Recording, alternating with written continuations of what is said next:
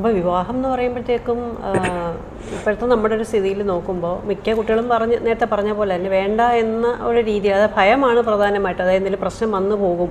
പക്ഷേ കുട്ടികളായിരിക്കും മിക്കവാറും മാതാപിതാക്കളായിരിക്കുമല്ലോ നോക്കുക. അപ്പോൾ അത് നോക്കിക്കൊണ്ട് വരുമ്പോൾ കുട്ടികൾ അപ്പോഴും പറയുന്നത് എനിക്ക് വേണ്ട, അല്ലെങ്കിൽ ഇപ്പോൾ ആലോചിക്കേണ്ട സമയമാവട്ടെ, ജോലി ആവട്ടെ, അല്ലെങ്കിൽ കുറച്ച് സമ്പാദ്യം ആവട്ടെ എന്നൊക്കെ പറയുന്നവരെ ഇപ്പോഴത്തെ കുട്ടികളെ ഒത്തിരി പേരെ കാണുന്നുണ്ട്. അപ്പോൾ ഈ ഭയമുണ്ടായതും എനിക്ക് തോന്നുന്നു ഈ കാലത്തിൻ്റെ ഒരു പ്രത്യേകതയാണോ എന്നറിയില്ല. എന്ന് വെച്ചാൽ നമ്മളിപ്പോൾ എത്രയൊക്കെ പറഞ്ഞാലും ഇപ്പോൾ ജാതകം എന്നൊക്കെ എഴുതി വെച്ചേക്കുന്നൊരു സംഭവമാണ്. അപ്പോൾ വിധി പോലെ നടക്കുകയുള്ളൂ, അല്ലെങ്കിൽ നടക്കേണ്ട സമയത്ത് നടക്കേണ്ട പോലെ നടക്കും എന്നും പറഞ്ഞിട്ട് നമ്മൾ എന്തൊക്കെ ചെയ്താലും നമുക്ക് നാളെ അറിയില്ല എന്താ സംഭവിക്കാൻ പോണേന്നുള്ളത്. പക്ഷേ എല്ലാം ഒരു പ്രീ പ്ലാൻഡ് ആയിട്ട് ഒരു സംഭവം ക്രിയേറ്റ് ചെയ്ത് വെച്ചിട്ടുണ്ട്. അപ്പോൾ അതിൽ തന്നെ നമ്മൾ കറക്റ്റായിട്ട് ഇപ്പോൾ നോക്കിയാലും നോക്കിയില്ലെങ്കിലൊക്കെ വന്ന് വീഴുന്നുണ്ട്. അപ്പോൾ അങ്ങനെ സംഭവിച്ചു പോകുന്നൊരു കാര്യമായിട്ടാണ് ചേച്ചി പറഞ്ഞ പോയിന്റ് ഇതാണ്.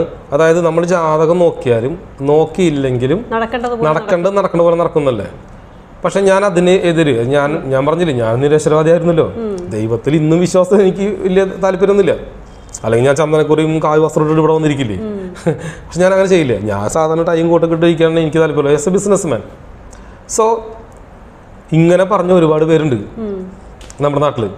പക്ഷെ അവരനുഭവിക്കുന്ന പ്രശ്നങ്ങൾ കണ്ടിട്ട് നമ്മുടെ തന്നെ തലയിൽ വെച്ചിട്ടുണ്ട്. ഞാൻ അവിടെ വെച്ചിട്ടുണ്ട്, അല്ല നിങ്ങൾ ഇതൊക്കെ തന്നെയല്ലേ പറഞ്ഞ വരുന്ന പോലെ നടക്കട്ടെ, പിന്നെ നിങ്ങൾ ടെൻഷൻ അടിക്കുന്നത്. അതന്ന് പറഞ്ഞത് അങ്ങനെയാണ്. പക്ഷേ ഇപ്പം കിട്ടിയത് ഇങ്ങനെ ആയിപ്പോയെന്ന്. ഇങ്ങനെ ആയി പോയതല്ല, ഇത് കർമ്മേനെ ബേസ് ആയിട്ട് വന്നത്.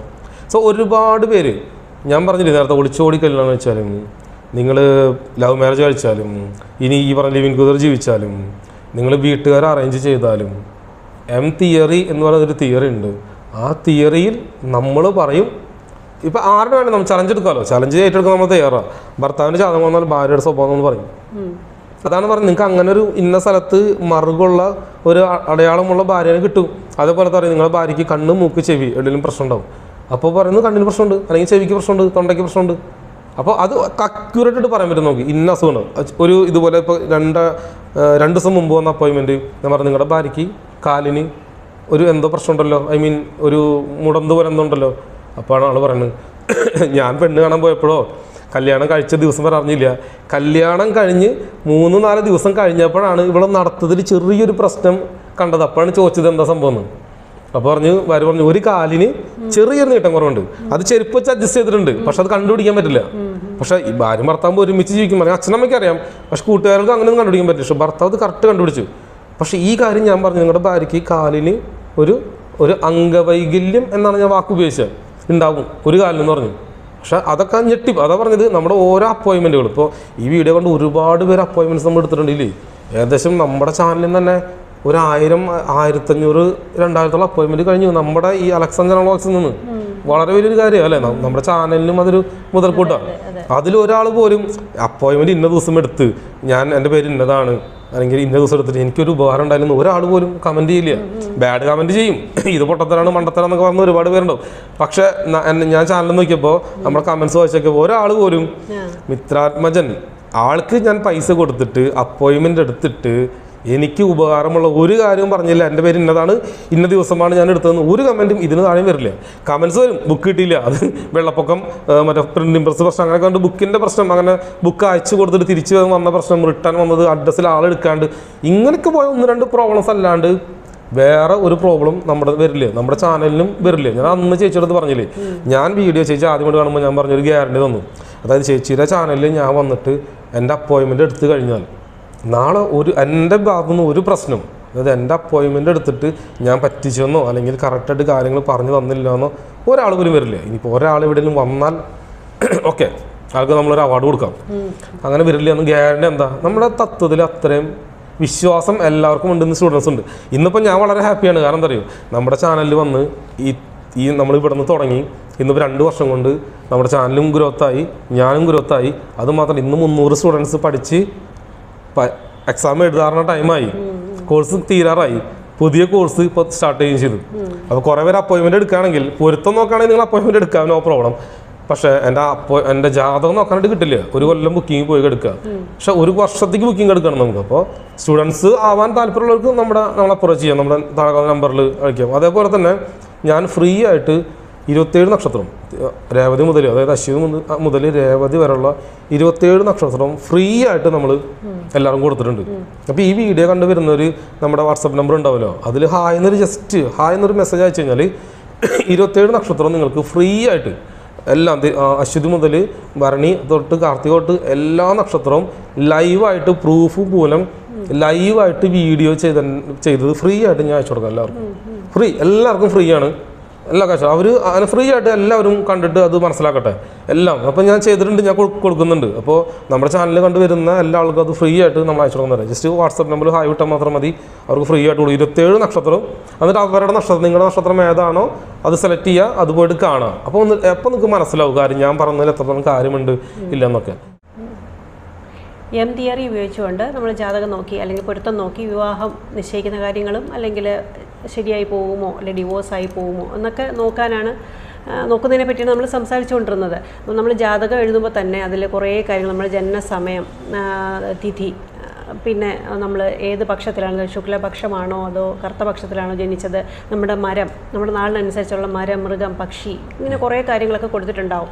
അപ്പോൾ നമ്മുടെ മരം ഇന്നതാണെങ്കിൽ അതിനെ പരിപാലിച്ചുകൊണ്ട് നമ്മുടെ പറമ്പിൽ എവിടെയെങ്കിലും സ്ഥലം ഉണ്ടെങ്കിൽ നട്ടുപിടിപ്പിക്കുകയോ അല്ലെങ്കിൽ എവിടെയെങ്കിലും പോയിട്ട് അവിടെ ആ മരം ഉണ്ടെങ്കിൽ അതിനെ ഒന്ന് പൂജിക്കുകയോ അല്ലെങ്കിൽ ഒന്ന് വെള്ളം ഒഴിച്ചു കൊടുക്കുകയൊക്കെ ചെയ്തു കഴിഞ്ഞാൽ നമ്മുടെ കർമ്മത്തിൽ പരിഹാരം കൊണ്ടുവരാനും അത് നമുക്ക് നമ്മുടെ നല്ലതിന് വേണ്ടിയിട്ടുമൊക്കെ അങ്ങനെയൊക്കെ ചെയ്യാൻ സാധിക്കുമോ? അല്ലെങ്കിൽ നമ്മുടെ മൃഗത്തിനെ സംരക്ഷിച്ചുകൊണ്ട് അല്ലെങ്കിൽ പക്ഷിയെ സംരക്ഷിച്ചുകൊണ്ട് അല്ലെങ്കിൽ ഒന്ന് പ്രാർത്ഥിച്ച് അങ്ങനെയൊക്കെ കുറേ കാര്യങ്ങൾ ചെയ്തു പോയാൽ നമ്മുടെ കർമ്മദോഷത്തിന് പരിഹാരമായിട്ട് മാറുകയും നമ്മുടെ മുന്നോട്ടുള്ള യാത്രയ്ക്ക് അത് സഹായിക്കുകയും ചെയ്യുമോ? അതെങ്ങനെയാണ്, അത്തരം കാര്യങ്ങൾ എങ്ങനെയാണ് പറഞ്ഞു കൊടുക്കുന്നത്? തീർച്ചയായിട്ടും. അതിന് മുമ്പ് ഒരു കാര്യം ഞാൻ പറഞ്ഞുതരാം. നമ്മൾ ഏതൊരു അമ്പലത്തിൽ പോലും അമ്പലത്തിന് ഒരു പ്രത്യേക വൃക്ഷമുണ്ടാവും, മരമുണ്ടാവും, ഇല്ലേ?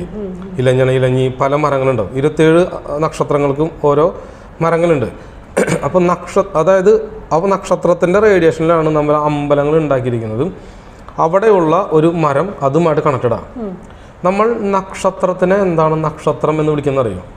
ആർക്കറിയില്ല, പൊതുവെ ആർക്കറിയില്ല. ശരിക്കും തെറ്റാണ്.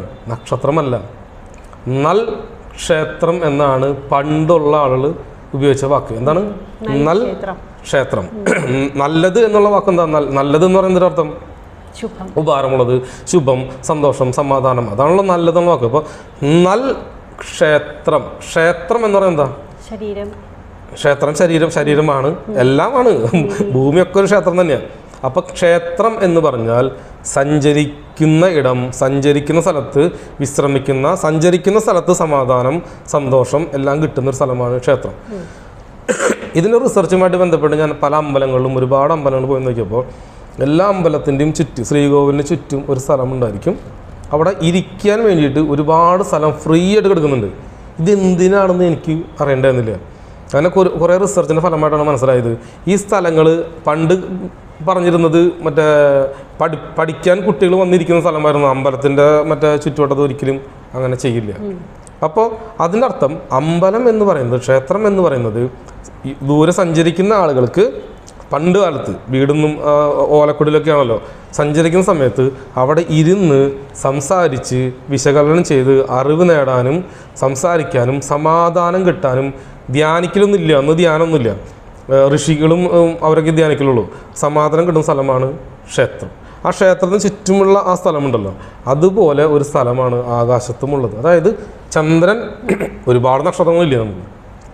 എം തിയറി പ്രകാരം നക്ഷത്രങ്ങളുടെ ഉള്ളിലൂടെ, അതായത് നക്ഷത്രങ്ങളുടെ റേഡിയേഷനിലൂടെ ചന്ദ്രൻ സഞ്ചരിക്കുമ്പോഴാണല്ലോ എൻ്റെ നാൾ തിരുവോണവും ചേച്ചി നക്ഷത്രം ഏതാണോ അങ്ങനെ നക്ഷത്രങ്ങൾ വരുന്നത്. ചന്ദ്രൻ ഇരിക്കുന്നത് എവിടെയാണോ അതാണ് നമ്മുടെ നക്ഷത്രം, അല്ലേ? നമ്മൾ ഭൂമിയിൽ പിറവെടുക്കുമ്പോൾ. അപ്പോൾ നക്ഷത്രം എന്ന് പറയുന്ന വാക്കിൻ്റെ അർത്ഥം നൽ ക്ഷേത്രം എന്നാണ്. അതായത് നല്ലത് സംഭവിക്കുന്ന എന്നർത്ഥം. ആ നല്ലത് സംഭവിക്കുന്ന സിസ്റ്റത്തിലാണ് നമ്മൾ ഭൂമിയിൽ മനുഷ്യരോട് പിറവെടുത്തത്. അതേ നക്ഷത്രങ്ങളുടെ ക്ഷേത്രങ്ങളുടെ റേഡിയേഷനിലാണ് ഭൂമിയിലെ ക്ഷേത്രങ്ങൾ പണിതിരിക്കുന്നത്. അതാണ് രണ്ടും ക്ഷേത്രം എന്നുള്ള പേര്. പക്ഷെ നമ്മളതിനെ നക്ഷത്രം എന്ന് വിളിക്കുന്നു, ഇവിടെ ക്ഷേത്രം എന്ന് വിളിക്കുന്നു. രണ്ടും ഒന്നാണ്. സോ ഓരോ അമ്പലങ്ങൾക്കും ഓരോ നക്ഷത്രവുമായിട്ട് ലിങ്ക് ഉണ്ട്. അതായത് ഓരോ നക്ഷത്രങ്ങളുടെ റേഡിയേഷനിൽ ഈ ഭൂമിയിൽ 500ഓളം വസ്തുക്കളുണ്ട്. സോ നമ്മൾ റിസർച്ച് ചെയ്തുകൊണ്ടിരിക്കുകയാണ്. ഇപ്പോൾ ഗ്ലാസ് ഒരു നക്ഷത്രത്തിൻ്റെ റേഡിയേഷനാണ്, അല്ലേ? കമ്മൽ ഒരു നക്ഷത്രമാണ്, ഹെയർ ഒരു നക്ഷത്രമാണ്, ചെടി ഒരു നക്ഷത്രമാണ്, ഓരോ മരങ്ങളും ഓരോ നക്ഷത്രമാണ്. അപ്പോൾ നമുക്കുള്ള നക്ഷത്രം, നമ്മുടെ നക്ഷത്രം ഏതാണോ അതിന് ഉപകാരം ചെയ്യുന്ന നക്ഷത്രങ്ങൾ നമ്മൾ പറഞ്ഞില്ല. 6ാമത്തെ നക്ഷത്രത്തിന് ഉപകാരം ചെയ്യുക, 22ാമത്തെ നക്ഷത്രം നമുക്ക് വൈനാശികമാണ്, 27 വൈനാശികം എന്നൊക്കെ നമ്മൾ പറഞ്ഞല്ലോ. അപ്പോൾ അതുപോലെ ആ നക്ഷത്രങ്ങളുടെ റേഡിയേഷൻ, നമുക്ക് ഉപകാരപ്പെടുന്ന നക്ഷത്രങ്ങൾ ഏതാണോ അത് കണ്ടുപിടിച്ച് അതിൻ്റെ റേഡിയേഷനിൽ വരുന്നത് എന്താണോ അത് നമുക്ക് നല്ല രീതിയിൽ കൊണ്ടുപോ. ഒരു മരമാണ് പിലഞ്ഞി മരം ഒരാൾക്ക് ഗുണം ചെയ്യുന്ന നക്ഷത്ര റേഡിയേഷനിലാണെങ്കിൽ ആ മരം നട്ടുപിടിപ്പിക്കുന്നുണ്ട്, അയാൾ ശരിയെത്തും, അയാളെ പ്രോബ്ലം സോൾവ് ആവും. ഉദാഹരണം, നമ്മളിപ്പോൾ ഒരു യുദ്ധം നടക്കുന്ന ഇടയിൽ നമ്മളൊരു വെള്ള കൊടിയുമായിട്ട് പോകുമ്പോൾ ഇവൻ അവന് വെറുതെ വിടാമെന്ന് പറയുന്നില്ല. അതേപോലെ ഈ ഭൂമിയിലുള്ള സർവ്വ വസ്തുക്കളും, അതുകൊണ്ടാണ് MT ഇത്രയും ഡെവലപ്പ് ആകാൻ കാരണം, ഇത്ര സ്റ്റുഡൻസ് ഉണ്ടാവാനുള്ള കാരണം, എനിക്ക് ലൈവായിട്ട് വീഡിയോ ചെയ്യാൻ പറ്റുന്ന കാരണം എന്താണെന്നുണ്ടെങ്കിൽ ഞാൻ ഇവർക്ക് പറഞ്ഞു കൊടുക്കുന്നത് ഇതാണ്. ചേച്ചി ചോദിച്ചാലോ എൻ്റെ അടുത്ത്, എന്ത് ഇവരുടെ ജീവിതം രക്ഷപ്പെടാൻ വേണ്ടിയിട്ട് കർമ്മ, ഞാൻ എന്ത് പറയുന്നു, നമ്മുടെ കർമ്മ ജോലിയാണ്, നമ്മുടെ ഒരു കർമ്മയാണ്, വീട്ടുകാരെ നോക്കുന്നത് കർമ്മയാണ്, അച്ഛൻ നോക്കുന്നത് കർമ്മയാണ്, ഭാര്യയെ നോക്കുന്നത് കർമ്മയാണ്, കുട്ടികളെ നോക്കുന്നത് കർമ്മയാണ്. അതല്ലാതെ വേറെയും കർമ്മയുണ്ട്. എന്ത്? ചെടികൾ, പക്ഷികൾ, മൃഗം, ഇതൊക്കെ സംരക്ഷിക്കുന്നത് നമ്മുടെ കർമ്മയാണല്ലോ. അപ്പോൾ ഞാൻ ചില ആൾ പറയും, നിങ്ങൾ പട്ടി കടിച്ചിട്ടുണ്ടോ? കറക്റ്റ്, എന്നെ പട്ടി കടിച്ചിട്ടുണ്ട്. അപ്പോൾ അതെങ്ങനെ കണ്ടുപിടിക്കാൻ പറ്റി? കാരണം നിങ്ങൾ പട്ടീനെ വളർത്തണമായിരുന്നു, അതുകൊണ്ടാണ് പട്ടി കടിച്ചത്. സോ നിങ്ങളൊരു പട്ടീനെ വീട്ടിൽ വളർത്തിക്കോ. ഇതേപോലെ നിങ്ങൾ പല ആളോടും പറയുന്നുണ്ട്, ഒരാളുടെ മരം വീണ് തണ്ടൽ ക്രാക്കായിട്ട് കിടന്നു. അപ്പോൾ ഞാൻ വെച്ചു, നിങ്ങളുടെ അച്ഛൻ എന്തായിരുന്നു ജോലി? നിങ്ങൾ ആളച്ഛൻ മരം വെട്ടുകാരനായിരുന്നു, മരങ്ങൾ മുറിക്കുന്ന ആളായിരുന്നു.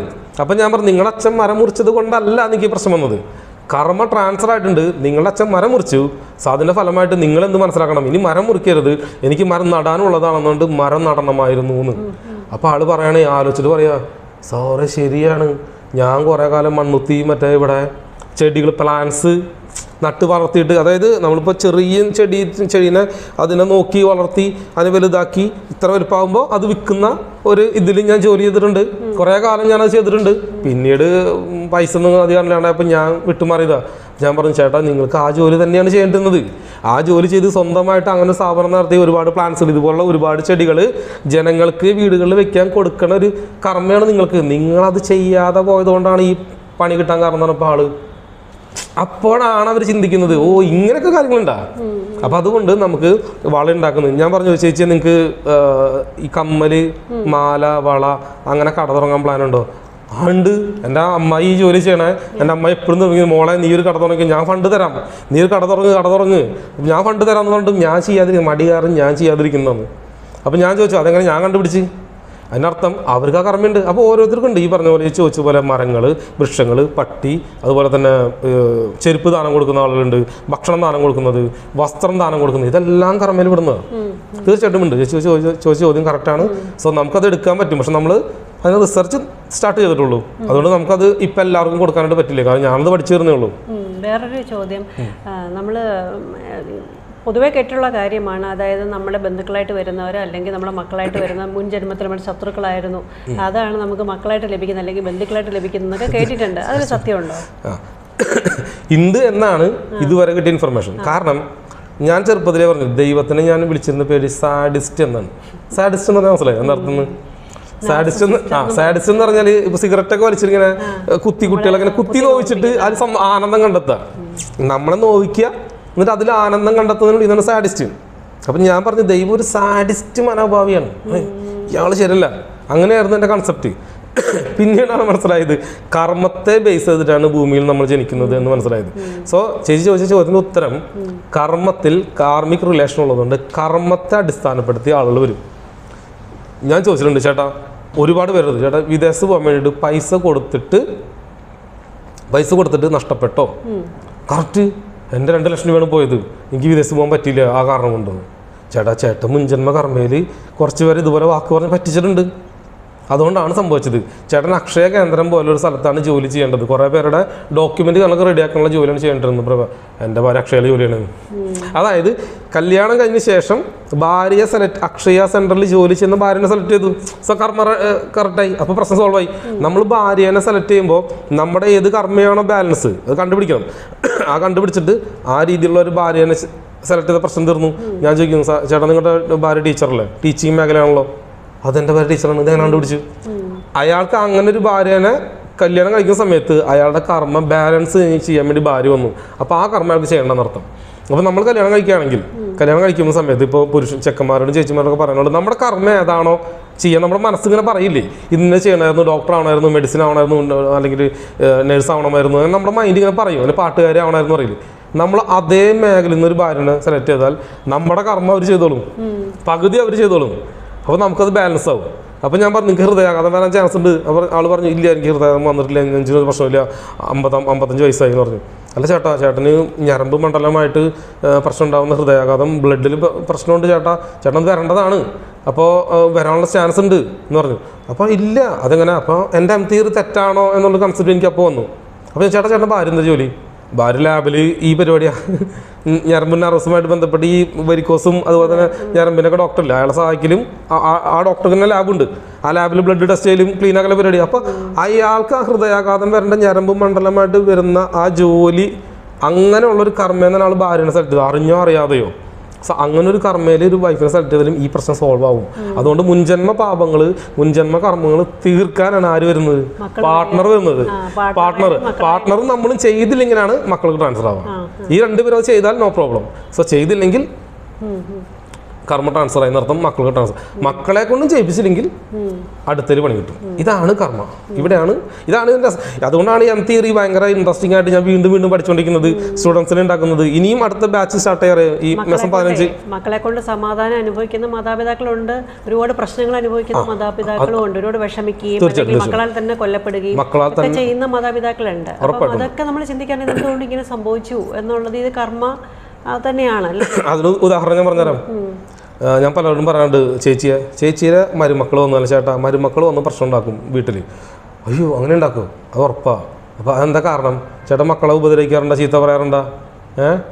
അത് മക്കളൊക്കെ ആകുമ്പോൾ ഞാൻ ഉപദ്രവിച്ച് ചീത്ത പറയും, തല്ലാറൊക്കെ ഉണ്ട് എന്ന് പറയും. അങ്ങനെ തല്ലാൻ പാടില്ല എന്നാണ് നിയമം, ദൈവത്തിൻ്റെ നിയമം, ഗോഡിൻ്റെ നിയമം. അങ്ങനെ മക്കളെ തല്ലാൻ പാടില്ല. കാരണം നിങ്ങളുടെ മക്കളല്ലേ, നമുക്കുണ്ടായ മക്കളല്ലേ, അത് നമ്മുടെ സ്വഭാവമല്ലേ കാണിക്കുള്ളൂ. അതുകൊണ്ട് മക്കളെ തല്ലാൻ പാടില്ല. മക്കളെ പഠിപ്പിക്കേണ്ട രീതിയുണ്ട്, ആ രീതിയിലൂടെ പഠിപ്പിക്കാൻ വേണ്ടത്. മക്കളെ തല്ലുകയും ഉപദ്രവിക്കുകയും ചീത്ത പറയും ഗുണദോഷവും ചെയ്യുന്ന അച്ഛനമ്മമാർക്ക് ദൈവം കൊടുക്കുന്ന ശിക്ഷയാണ് മരുമക്കൾ മൂലം പ്രശ്നം വരും. സോ കർമ്മ റിലേറ്റഡ് ആണ്.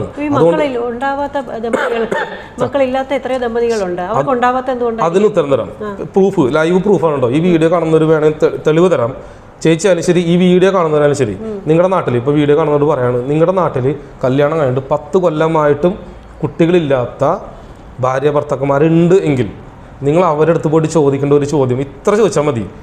നിങ്ങൾ ചെറുപ്പത്തിൽ കല്യാണത്തിന് മുൻപ് നിങ്ങളുടെ ബന്ധുക്കളും സുഹൃത്തുക്കളും അയലക്കവും അല്ലാത്ത അറിവും പരിചയവും ഇല്ലാത്ത കുട്ടികളില്ലേ, ചെറിയ കുട്ടികളൊക്കെ നമ്മൾ കാണുമല്ലോ, അവരെ കൊഞ്ചിക്കാനും ലാളിക്കാനും പോവാറുണ്ടോ എന്ന് ഞാൻ ചോദിച്ചു. ഒരു 100 പേരോട് ചോദിച്ചു കുട്ടികളില്ലാത്തവരടുത്ത്.